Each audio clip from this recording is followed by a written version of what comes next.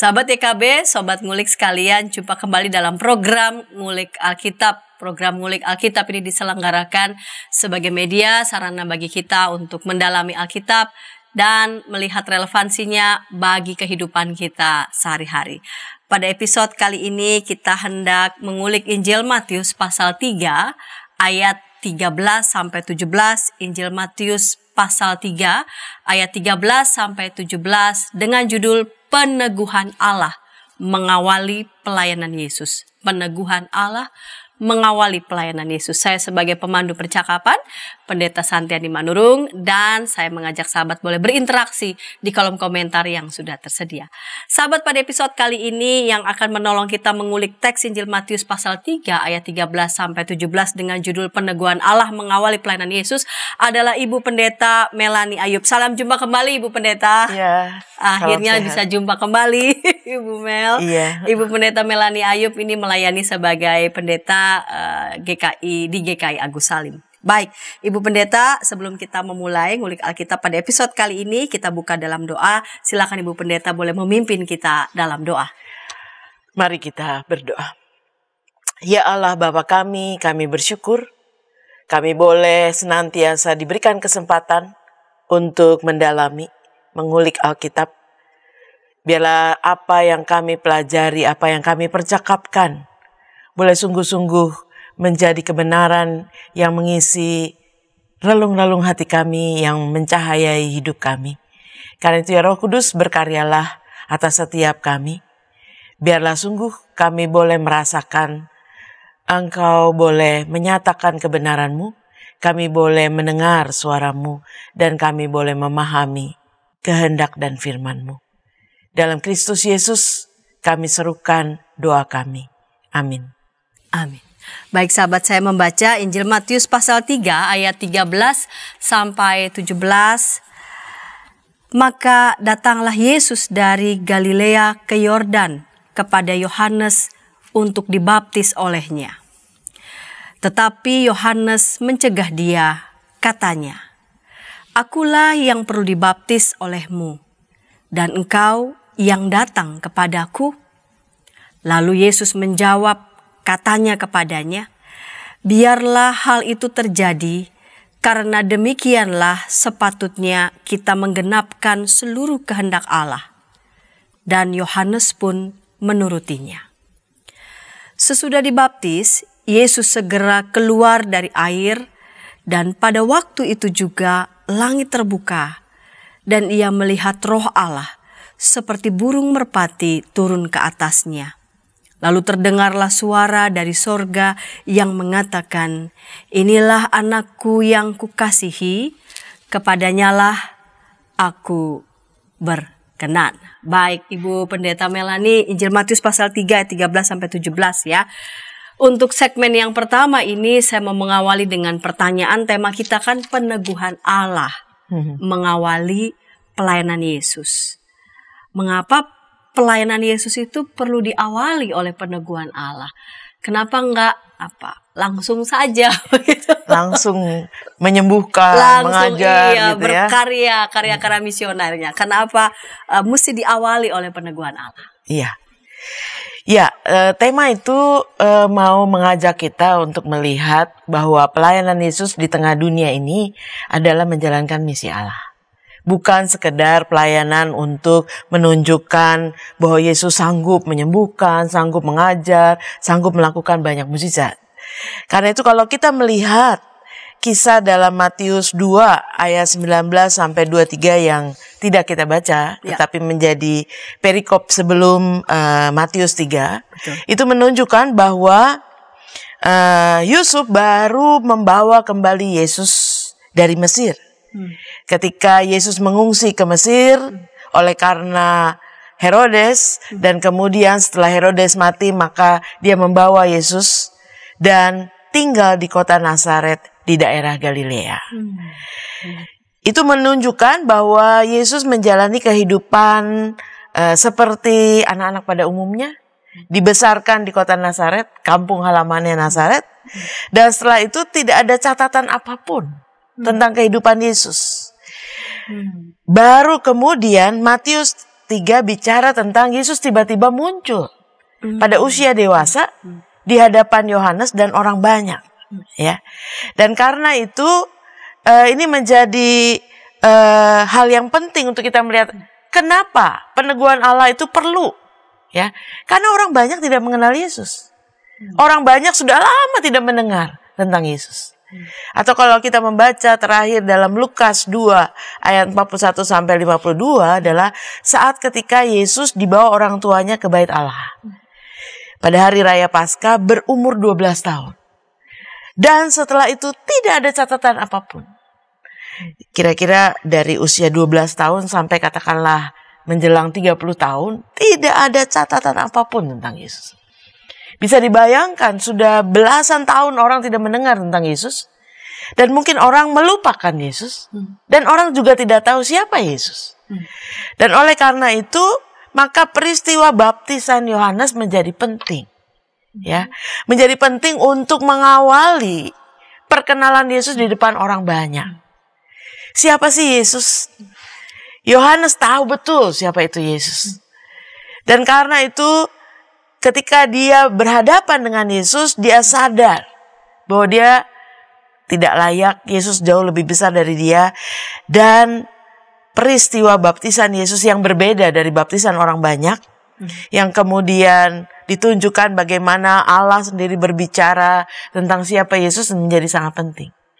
Sebab Yesus bukan orang kebanyakan, Yesus bukan seorang yang tidak penting, tapi Yesus adalah seorang yang menjalankan nubuat Allah yang sejak perjanjian lama sudah diberitakan oleh para nabi. Dan dia nanti akan ditunjukkan bahwa dia adalah anak Allah sendiri yang dia kasihi.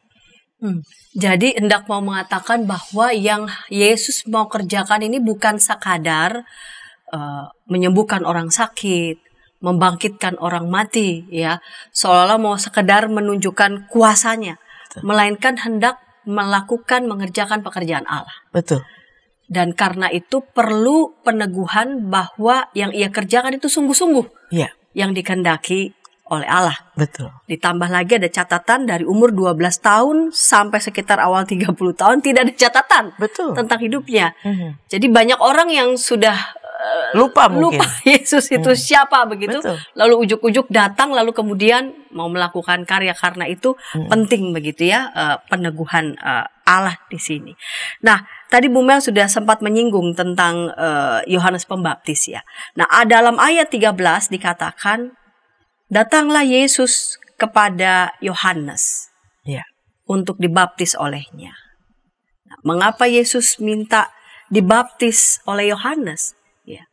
Bukankah Yesus tidak berdosa dan dia kan mau melakukan pekerjaan Allah? Bukankah ketika Allah hendak meneguhkan siapa Yesus, bukankah itu sudah cukup, bahkan sangat cukup? Betul. Begitu.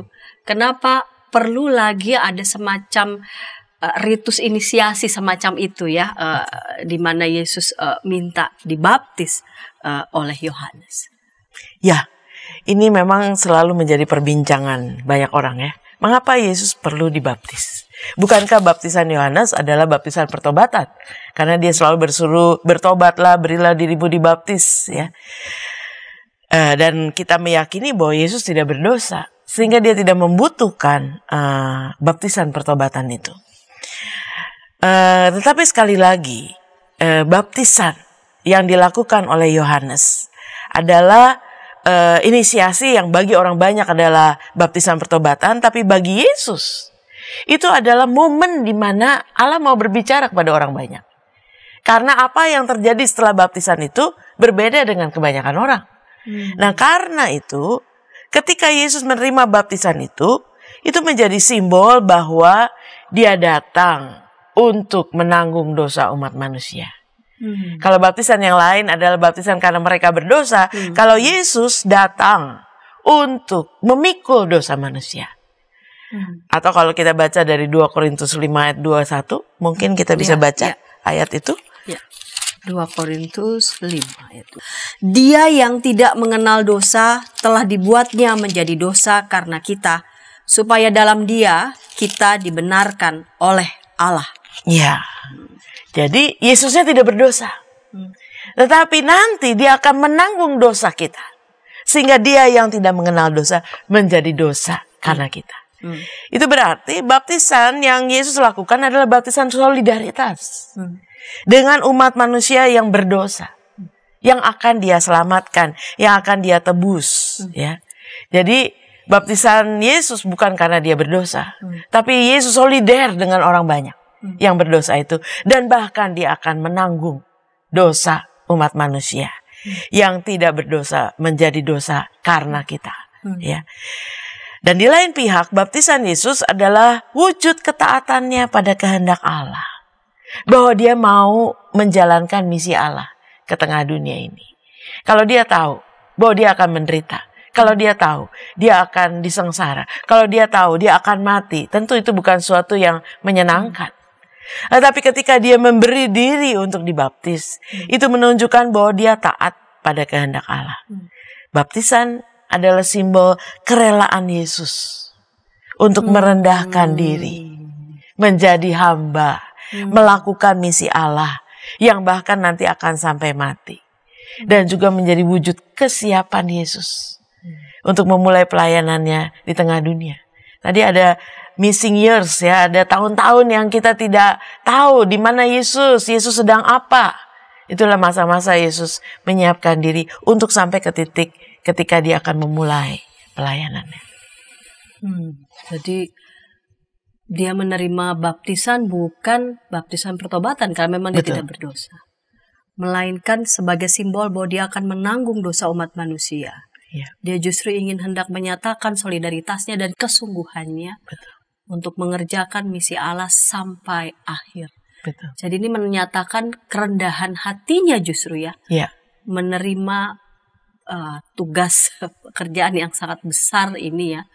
Untuk menanggung dosa bagi umat manusia. Jadi itu kerelaan, kerendahan hati, kebesaran hati Yesus justru yang luar biasa, yang menerima misi ini tidak dengan sikap yang pongah gitu ya. Melainkan dalam sikap kerendahan hati ya, luar biasa. Kita akan lanjutkan ini segmen yang kedua, saya sambil merinding. Segmen kedua, namun sebelumnya kita dengarkan pesan-pesan berikut ini. Dari kungkungan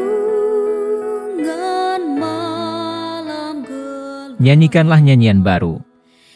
Setiap hari Rabu, pukul 12 waktu Indonesia Barat. Dapat Anda nikmati di channel Lagu Rohani YKB GKI TV.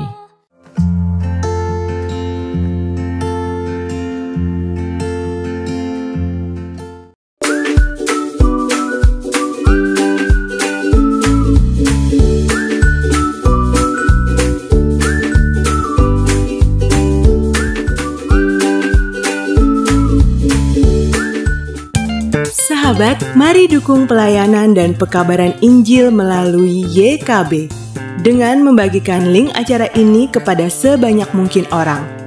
Dukungan juga dapat saudara lakukan dengan mentransfer dukungan finansial ke rekening BCA ke nomor 450 305 2990 450 305 2990 atas nama Yayasan Komunikasi Bersama.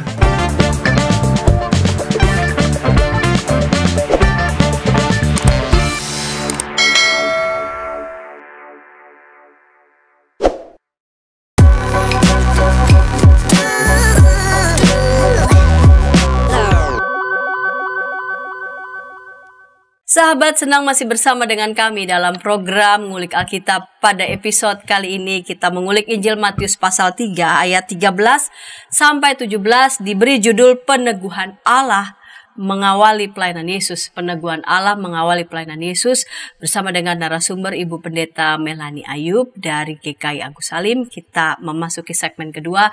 Saya mengajak sahabat boleh berinteraksi di kolom komentar yang sudah tersedia. Baik Bu Mel, kita lanjut di segmen yang kedua ini, peneguhan Allah mengawali pelayanan Yesus. Di segmen pertama Ibu Melanie sudah menjelaskan bahwa yang hendak Yesus kerjakan ini sungguh-sungguh pekerjaan dari Allah. Karena itu perlu ada peneguhan begitu ya. Dan yang Yesus sedang kerjakan karena misi Allah, maka ia menerimanya dengan sungguh-sungguh dalam kerendahan hati, ketaatan, dan simbolnya adalah lewat baptisan yang dilakukan oleh Yohanes. Kita lanjut di pertanyaan selanjutnya. Kalau memang yang Yesus sedang tunjukkan begitu ya di hadapan mereka dan kita semua, bahwa Yesus menerima tugas ini dalam sikap ketaatan begitu, kerendahan hati. Mengapa dalam ayat 14 Yohanes mencegah Yesus seolah ia enggan membaptis Yohanes? Bukannya sudah lakukan saja, malah merasa merasa enggan. Padahal ya dia sungguh tahu bahwa Yesus memang harus melakukan ini begitu. Iya. Ya, menarik. Karena sebetulnya Yohanes sadar siapa dia. Dia tahu perannya sebagai perintis dan pembuka jalan yang mempersiapkan bagi kedatangan Kristus. Mungkin kita bisa baca di dalam Yesaya 40 ayat 3. Ya, Yesaya 40 ayat 3. Ada suara yang berseru-seru, persiapkanlah di padang gurun jalan untuk Tuhan. Luruskanlah di padang belantara jalan raya bagi Allah kita. Iya. Jadi Yohanes tahu perannya bahwa dia hanya perintis, pembuka jalan. Sama seperti kalau kita di jalan raya lihat forerunner, maka begitu kita tahu ada mobil ngoing-ngoing, kita tahu ada orang penting di belakang. Begitu kita lewat, kita nggak akan tertuju pada forerunnernya, tapi kita lihat siapa RI nomor berapa yang ada di belakang. Dan itulah Yohanes. Dia tahu bahwa dia cuma pembuka jalan. Dan ketika dia berhadapan dengan Yesus yang dalam Markus 1 ayat 7 dan 8 dikatakan, Yesus lebih berkuasa dari dirinya, sesudah aku akan datang ia yang lebih berkuasa daripadaku, membungkuk dan membuka tali kasutnya pun aku tidak layak. Wah, itu Yohanes menempatkan dirinya sangat rendah di hadapan Yesus. Buka tali kasutnya pun aku tidak layak, ya. Dan kalau aku membaptis dengan air, maka Yesus akan membaptis dengan Roh Kudus. Yohanes tahu bahwa dia punya keterbatasan. Dia punya peran yang sangat kecil dibandingkan Yesus yang penuh kuasa. Dan karena itu Yohanes agak enggan, canggung mungkin ya, untuk membaptis Yesus karena dia menganggap tidak layak. Yesus jauh lebih besar, jauh lebih berkuasa, bahkan mungkin dirinya lah yang berdosa yang butuh dibaptis oleh Yesus. Karena dia juga adalah orang berdosa. Dan sejak awal kalau kita membandingkan Injil Matius dengan Yohanes 1, ya, Yohanes tahu dan menyebut Yesus sejak awal sang anak domba Allah. Itu sebutan yang spesial. Karena dia mengingatkan kita akan pengorbanan anak domba. Tetapi yang akan berkorban ini sang anak domba Allah. Yang menunjukkan dia datang dari Allah. Maka dia sadar dia tidak layak. Dia cuman memperkenalkan, berteriak-teriak, menyuruh orang bertobat supaya orang bisa memandang kepada Yesus dan memperkenalkan Yesus kepada orang banyak. Mungkin kita bisa baca Yohanes 1 ayatnya yang ke-31. Ya. Yohanes 1 ayat 31. Dan aku sendiri pun mula-mula tidak mengenal dia. Tetapi untuk itulah aku datang dan membaptis dengan air supaya ia dinyatakan kepada Israel. Nah, ini menarik. Dia akan menjadi pembuka jalan, tapi awalnya dia juga tidak tahu siapa yang akan datang setelah dia. Tapi kalau Yesus sudah datang dan dia yakin betul itu adalah Yesus, maka dia mengatakan, aku harus menyatakan itu kepada orang Israel, kepada orang banyak yang pada waktu itu juga mungkin ada di sekitar Yohanes di tepi Sungai Yordan. Dan itulah tugasnya seorang perintis, memperkenalkan. Karena itu dia enggan untuk melakukan pembaptisan kepada Yesus karena dia tahu siapa sih dia dibandingkan Yesus. Jadi sikap Yohanes ini justru makin meneguhkan lagi ya. Makin menegaskan begitu siapa yang ada di hadapan mereka saat itu begitu. Betul. Bukan karena sikap Yesus yang merendahkan dirinya, hatinya, lalu kemudian Yohanes menjadi, nah udah kan kamu berarti kamu bukan siapa-siapa. Justru dengan sikap Yohanes yang mengatakan, aku enggak melakukannya, bahkan membuka tali kasutnya pun aku tidak layak. Betul. Itu hendak menegaskan dalam kerendahan hatinya, justru ini adalah figur yang justru yang dinanti-nanti, figur yang selama ini justru Yohanes percaya begitu bahwa dialah yang akan datang. Sedangkan tugas Yohanes hanya sebagai perintis, hanya sebagai yang mempersiapkan jalan. Kalau Yesus adalah orang biasa, maka dia akan melakukan baptisan seperti dia melakukan baptisan kepada orang banyak. Tidak akan ada banyak keengganan atau tidak ada banyak kata-kata, dia langsung baptis. Tapi karena Yesus orang yang spesial, dia agak termangu gitu ya. Betul. Dan dia sadar akan keberadaan dirinya begitu ya. Di hadapannya ada sosok justru yang jauh lebih utama yang sedang menunduk begitu. Kita lanjut ya, Ibu Pendeta. Di ayat selanjutnya, lalu Yesus menjawab, katanya kepadanya, biarlah hal itu terjadi, karena demikianlah sepatutnya kita menggenapkan seluruh kehendak Allah, dan Yohanes pun menurutinya. Apa yang dimaksud dengan perkataan Yesus menggenapkan seluruh kehendak Allah dalam ayat ini, ayat 15 ini? Iya. Jadi apapun yang Yesus lakukan itu bukan hanya dari dirinya sendiri. Tapi apa yang Yesus lakukan adalah untuk menggenapkan kehendak Allah. Sebab kehendak Allah, nubuat yang Allah sampaikan melalui para nabi itu terjadi berabad-abad sebelumnya. Dan karena itu ketika Yohanes tadi enggan untuk membaptis Yesus, maka Yesus mengatakan biarlah hal itu terjadi. Ya, karena dengan demikian sepatutnya kita menggenapkan kehendak Allah. Karena kedatangan Yesus ke dunia adalah melakukan kehendak Allah. Misi penyelamatan dunia ini yang dijanjikan sejak berabad-abad yang lalu. Semua yang terjadi adalah menggenapi nubuat para nabi yang sudah dinyatakan, terutama dalam konteks Matius 3 ada banyak menunjuk pada nubuat Nabi Yesaya. Maka ketika nubuat itu diwujudkan, yaitu kedatangan Yesus yang boleh tampil di hadapan orang banyak, yang akan menyelamatkan dunia ini, itu berarti Allah setia pada janjinya. Allah tidak lalai, Allah tidak melupakan janjinya yang dia sampaikan melalui para nabi. Karena itu Yesus berkata, biarlah hal itu terjadi. Nggak usah sungkan ya, nggak usah ragu. Lakukan saja. Itu berarti Yesus memahami perasaan Yohanes yang canggung dan ragu dengan dirinya. Namun dia mendorong Yohanes untuk tetap membaptisnya sebagaimana yang Allah kehendaki. Sebab apa yang terjadi saat itu adalah merupakan penggenapan kehendak Allah. Supaya dia dikenal oleh orang banyak. Orang banyak yang saat itu ada di sekitar Yohanes. Ya, tadi supaya dinyatakan kepada Israel siapa Yesus itu. Karena justru nanti setelah pembaptisan itulah peneguhan Allahnya akan sangat jelas. Jadi karena kedatangan Yesus ke dalam dunia ini memang untuk melakukan kehendak Allah, menyelamatkan dunia, dan tentang itu sudah diberitakan ya sejak berabad-abad oleh para nabi, sehingga ya inilah justru waktu penggenapan itu. Betul. Begitu. Jangan lagi ditahan-tahan. Betul. Jangan lagi ditahan-tahan. Biarkan begitu terjadilah begitu ya. Walaupun memang dalam situasi perasaan Yohanes kok canggung betul.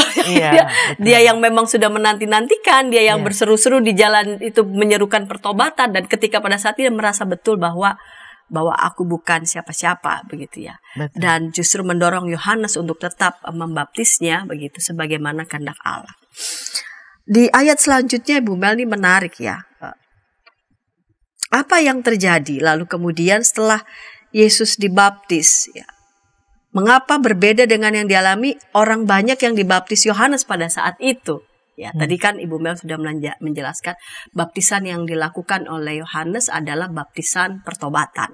Dan pasti Yohanes tidak perlu merasa canggung. Yohanes kan terkenal menggelegar ya. Siapa saja yang kena pas kebidik hatinya tuh panas begitu ya. Tapi bagi mereka yang rendah hati akan melihat itu bukan sebuah sindiran, melainkan sebuah sapaan untuk tetap untuk datang bertobat begitu ya. Nah, kali ini yang ada peristiwa yang beda ini yang dialami oleh Yesus ya. Yang terjadi setelah Yesus dibaptis ya, dan berbeda dengan yang dialami orang banyak yang dibaptis oleh Yohanes pada saat itu. Apa yang terjadi sebenarnya? Ya, disinilah menjadi puncak kalau menurut saya. Puncak dalam peristiwa perkenalan Yesus kepada orang banyak. Kalau awalnya Yohanes yang canggung, tapi pada akhirnya orang banyak akan mengenal siapa Yesus. Kalau awal-awal tadi ayat-ayat yang kita baca itu hanya dialog antara Yohanes dan Yesus. Karena Yohanes tahu siapa Yesus. Tapi orang banyak belum tahu siapa Yesus. Orang banyak mengira Yesus adalah hanya salah satu dari antara mereka yang juga butuh baptisan Yohanes. Tapi perbedaannya itu sangat jelas setelah peristiwa pembaptisan.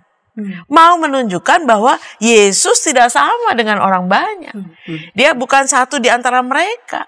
Yesus adalah Sang Mesias yang dinubuatkan oleh Nabi Yesaya tentang karya Roh Allah dalam dirinya. Mungkin kita bisa baca Yesaya 11 ayatnya yang kedua. Yesaya 11 ayat 2. Roh Tuhan akan ada padanya, roh hikmat dan pengertian, roh nasihat dan keperkasaan, roh pengenalan dan takut akan Tuhan. Ya, jadi kalau kita mengawali dari ayat yang 1 dikatakan suatu tunas akan keluar dari tunggul Isai dan taruk yang akan tumbuh dari pangkalnya akan berbuah. Karena Yesus disebut sebagai anak Daud, ya. Dan ada apa pada dirinya yang berbeda? Roh Tuhan ada pada dirinya, roh hikmat dan pengertian, roh nasihat dan keperkasaan, roh pengenalan dan takut akan Tuhan. Dan nubuat Yesaya ini sangat dijelaskan ketika dalam ayat yang ke-16 dikatakan, sesudah dibaptis Yesus segera keluar dari air dan pada waktu itu langit terbuka dan ia melihat roh Allah seperti burung merpati turun ke atasnya. Roh Allah itu diam di dalamnya. Roh Allah itu ada padanya. Ya. Atau kalau kita membaca dalam Yesaya 64 ayat 1 dan 2 juga dikatakan, sekiranya engkau mengoyakkan langit dan engkau turun. Ada kata yang kurang lebih sama. Mengoyakkan langit. Langit terbuka atau langit yang terkoyak gitu. Kata-kata yang mirip ini mau menunjukkan bahwa apa yang disebut di dalam Yesaya itu. Itulah yang digenapi di dalam Injil Matius. Dan oleh karena itu yang menunjukkan bahwa apa yang terjadi pada pembaptisan Yesus itu sudah dinubuatkan jauh sebelumnya. Supaya apa? Supaya dia dikenal. Yang ditunjuk oleh Nabi Yesaya itu adalah Yesus, Sang Putra Daud. Dan pada waktu pembaptisan itu, roh turun ke atasnya, tinggal padanya. Itu berarti kuasa Allah, hikmat Allah ada pada Yesus. Itulah yang membuat nanti dia bisa mengajar. Itu yang membuat dia bisa menyembuhkan. Itu yang membuat dia bisa melakukan banyak mukjizat yang terjadi. Dan roh adalah kuasa yang mengaruniakan wahyu kepada para nabi. Roh Allah sendiri juga yang akan menaungi Yesus sehingga bisa menjalankan misi Allah sampai tuntas. Mungkin kita bisa membaca Yesaya 61 ayatnya yang pertama.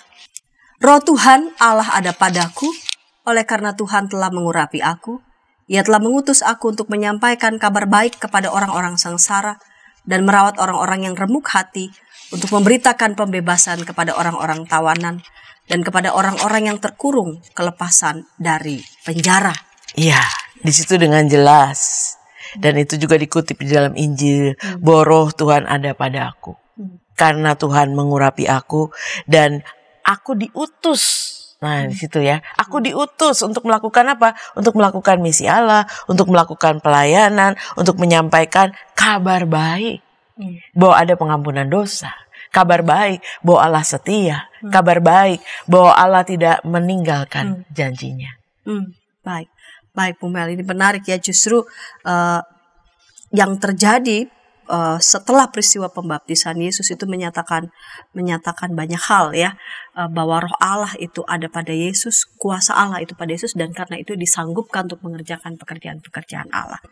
Dan sejauh mana ini akan bermakna juga berdampak bagi hidup kita akan lanjut segmen ketiga, namun sebelumnya kita dengarkan pesan-pesan berikut ini. Tanganku dipegang.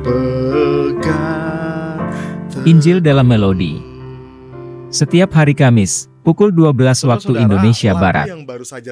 Dapat Anda nikmati di channel Bedah Lagu YKB GKI TV.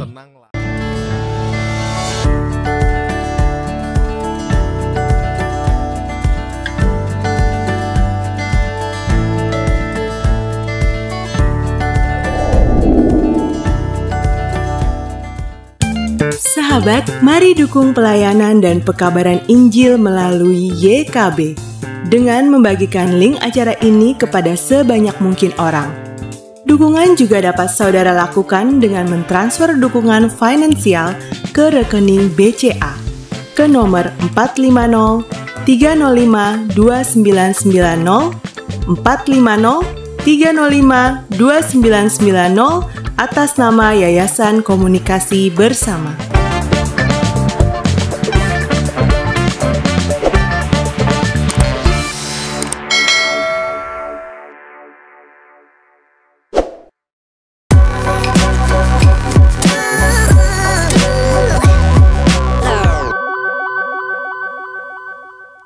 Sahabat, senang masih bersama dengan kami dalam program Ngulik Alkitab. Pada episode kali ini kita mengulik Injil Matius pasal 3 ayat 13 sampai 17, diberi judul Peneguhan Allah mengawali pelayanan Yesus. Peneguhan Allah mengawali pelayanan Yesus, dengan narasumber Ibu Pendeta Melanie Ayub. Kita memasuki segmen ketiga, sahabat. Ini segmen penutup. Saya mengajak sahabat boleh berinteraksi di kolom komentar yang sudah tersedia. Baik, Ibu Mel, kita lanjut begitu ya di ayat terakhir ini. Lalu terdengarlah suara dari surga yang mengatakan, inilah anakku yang kukasihi, kepadanyalah aku berkenan. Seberapa penting, tadi kan pertama ya lewat baptisan. Ya. Baptisan ini bukan baptisan pertobatan karena Yesus tidak berdosa. Justru menyatakan solidaritas dia bersama dengan kita, dia menanggung dosa untuk kita. Dan dia menerima tugas misi itu dengan sikap kerendahan hati karena dia mau mengerjakannya dengan taat, sungguh-sungguh taat begitu ya. Lalu Yohanes sadar betul dirinya itu bukan siapa-siapa, namun Yesus mengatakan agar tetap itu boleh dikerjakan, tetap dikerjakan karena ini sudah yang dinubuatkan oleh para nabi dan nubuatan itu sungguh-sungguh digenapi. Sehingga tugas Yohanes sebagai perintis harus mengerjakan tugas itu sampai selesai. Jangan tanggung-tanggung, kerjakan itu sampai selesai. Lalu kemudian langit terbuka, ia melihat Roh Allah seperti burung merpati turun ke atas. Jadi Roh Allah itu ada pada Yesus, sehingga dengan itu Yesus punya kuasa baru kemudian ya berkuasa mengajar, menyembuhkan, lalu kemudian mengerjakan misi Allah yang paling puncak di sana, yaitu berkurban. Dia sendiri yang berkurban untuk keselamatan manusia. Nah, ini terakhir ini ya, ada suara yang mengatakan, inilah anakku yang kukasihi, kepadanyalah aku berkenan. Seberapa penting suara yang terdengar dari surga bagi peneguhan ya, karena tema kita, judul kita kan peneguhan Allah yang mengawali karya Yesus. Seberapa penting peneguhan pelayanan Yesus itu dinyatakan di hadapan halayak pada saat itu. Iya. Ayat 17 adalah puncak ya. Puncak dari momen perkenalan Yesus di hadapan orang banyak. Kalau ditanya seberapa penting peneguhan Allah dalam ayat 17, sangat-sangat penting.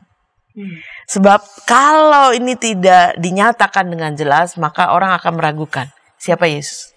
Ketika dia melakukan banyak hal, karya-karya dalam kehidupannya, mungkin orang mengatakan, itu karya biasa, ya, atau itu sesuatu yang mungkin tidak menunjuk pada nubuat Allah dalam perjanjian lama. Karena itu suara dalam ayat 17, suara dari sorga dikatakan sangat penting. Karena suara itu mengatakan, ini loh anak yang kukasihi. Bukan yang lain, gak usah cari yang lain. Ini yang kujanjikan tuh ini. Gitu. Jadi inilah tepat. Inilah orang yang kujanjikan. Ya, kepadanyalah aku berkenan. Dan ini menjadi konfirmasi ilahi tentang siapa Yesus. Bahwa Yesus adalah anak Allah yang sudah dijanjikan sejak zaman nabi-nabi. Mungkin kita bisa baca Yesaya 42 ayat 1. Yesaya 42 ayat 1. Lihat, itu hambaku yang kupegang, orang pilihanku, yang kepadanya aku berkenan. Aku telah menaruh rohku ke atasnya, supaya ia menyatakan hukum kepada bangsa-bangsa. Ya. Yesaya 42 juga mau mengatakan tentang orang pilihan. Hamba yang dipilih, orang pilihanku, yang kepadanya aku berkenan. Ya. Dan itulah konfirmasi ilahi Allah kepada Yesus, supaya orang banyak yang tadi tidak mengerti siapa Yesus, yang melihat Yesus sebagai orang kebanyakan atau Yesus sebagai orang asing, menjadi diyakinkan bahwa Yesus adalah orang utusan Allah. Yesus bahkan dikatakan anakku yang kukasihi dan kepadanya aku berkenan. Kalau Allah saja berkenan kepada Yesus, apalagi orang banyak. Mereka harus taat, mereka harus tunduk kepada Yesus yang akan mengajar mereka, yang akan memberitakan kabar baik kepada mereka. Jadi peneguhan Allah ini sangat penting. Sebab Allah sendiri menyatakan dialah anak yang dikasihi dan dia berkenan kepadanya. Jadi suara ini menghapus keraguan orang banyak. Suara ini mau menegaskan siapa Yesus yang sesungguhnya. Karena itu ini peneguhan Allah yang sangat berdampak. Sebab kemudian Yesus akan memulai pelayanannya. Dan ketika orang banyak tahu betul siapa Yesus, maka mereka harusnya menyambut. Maka mereka harusnya merespon dengan baik pelayanan Yesus, pengajaran Yesus. Jadi dengan peneguhan ini sudah sepatutnya manusia itu tunduk pada pengajarannya. Kalau Yesus mengajar, manusia itu taat, mengikuti perintahnya. Karena dia adalah anak Allah sendiri yang sudah dijanjikan. Kalau kita mau membaca Matius 3 ini dibandingkan dengan pernyataan serupa yang muncul juga dalam Injil Matius 17 ayat 5. Ketika Yesus dimuliakan di atas gunung, ketika dia bercakap-cakap dengan Elia dan Musa, di hadapan ketiga murid yang dia kasihi. Lalu terdengarlah suara dari sorga juga, inilah anak yang kukasihi, kepadanya lah aku berkenan. Sama di situ ya. Tambahannya, dengarkanlah dia. Gitu. Jadi bahkan dalam Injil Matius ini ada 2 kali peneguhan Allah terhadap Yesus. Bukan hanya di awal pelayanan, tapi yang Matius 17 itu menjelang penderitaannya.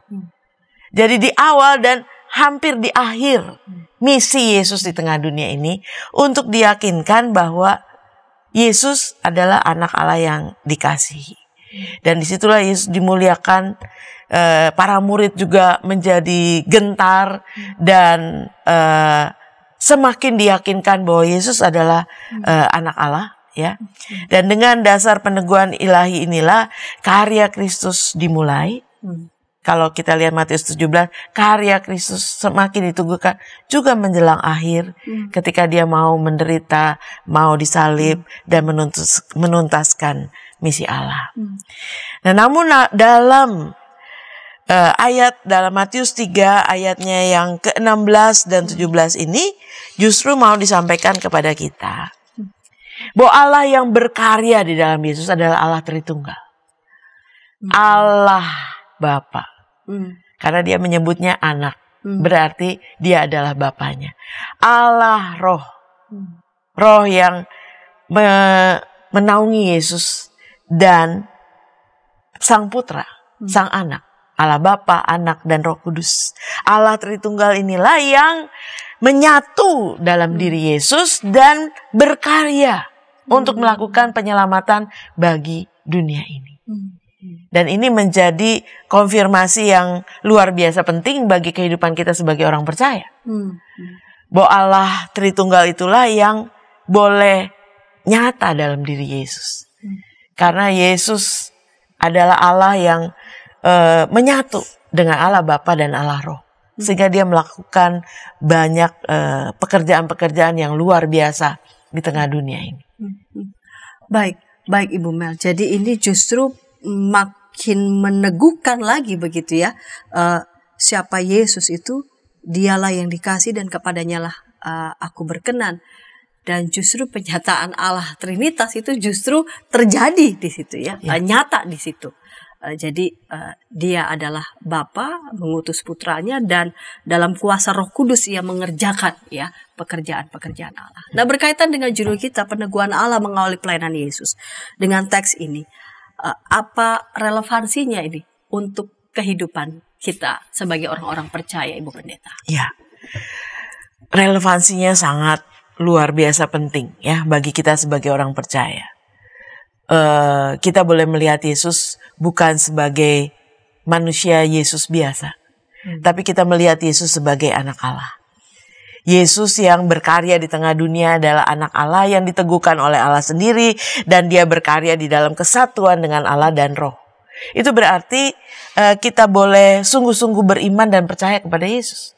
Kita boleh sungguh-sungguh tidak sangsi lagi, tidak meragukan lagi siapa Yesus, karena dia berkarya sebagai anak Allah, dia mau melakukan misi Allah di tengah dunia ini.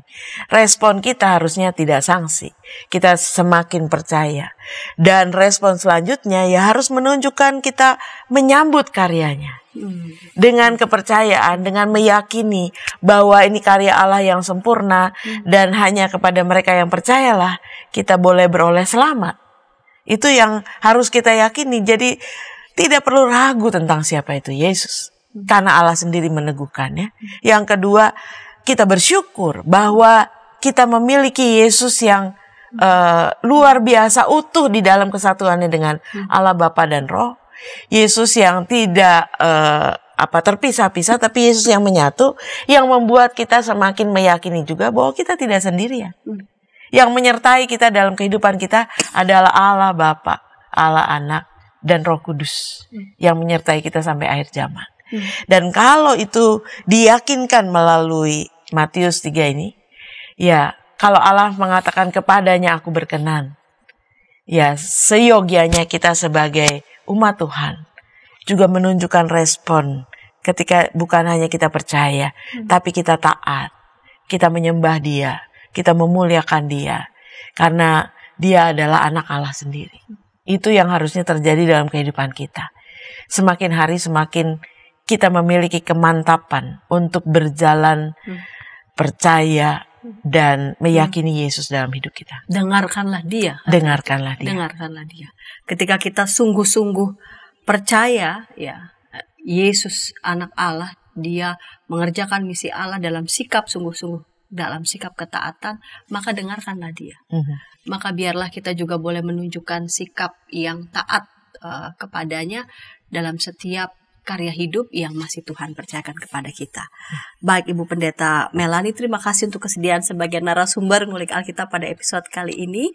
Dan sahabat, ketika tayangan ini boleh menjadi berkat bagi sahabat dimanapun berada, sahabat boleh membagikan tayangan ini kepada sebanyak mungkin orang, dan boleh menekan tombol subscribe sehingga boleh mendapatkan update tayangan dari YKB GKI TV. Kita hendak menutup episode kali ini dalam doa. Silakan Ibu Pendeta Melani boleh menutupnya dalam doa. Mari kita berdoa. Kami bersyukur ya Allah, karena kami boleh mendalami bagian daripada Injil Matius ini yang menjadi kesukacitaan bagi kami. Karena kami meyakini bahwa Yesus adalah Sang Putra Allah, dan bahwa Dia berkarya di tengah dunia ini untuk menuntaskan misi Allah. Ajar kami ya Tuhan untuk menjadi umat Tuhan yang tunduk. Ajar kami untuk menjadi umat Tuhan yang sungguh-sungguh menyambut karya Kristus di tengah dunia ini. Agar kami boleh memelihara iman percaya kami. Agar kami tidak menjadi ragu-ragu, tidak menjadi bimbang, tidak menyimpang ke kanan atau ke kiri, tapi kami boleh teguh hati kami untuk memegang Kristus, untuk sungguh-sungguh meyakini Kristus dalam hidup kami, dan membiarkan kuasa Allah juga bekerja dalam keseharian kami, untuk menunjukkan bahwa Engkau menyertai kami. Karena itu biarlah ya Tuhan, Engkau boleh terus menaungi kami, menolong kami, untuk kami senantiasa boleh memegang iman percaya kami. Dalam Kristus Yesus kami berdoa. Amin. Amin. Sahabat, mari dukung pelayanan dan pekabaran Injil melalui YKB dengan membagikan link acara ini kepada sebanyak mungkin orang. Dukungan juga dapat saudara lakukan dengan mentransfer dukungan finansial ke rekening BCA ke nomor 450 305 2990, 450 305 2990 atas nama Yayasan Komunikasi Bersama.